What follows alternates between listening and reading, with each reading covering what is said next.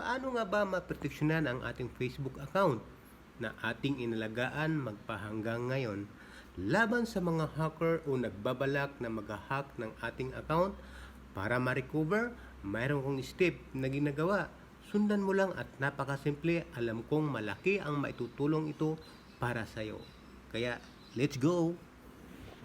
Unang-una, pumunta lang sa ating Facebook sa app. At pangalawa, pindutin lang ang 3 lines sa baba.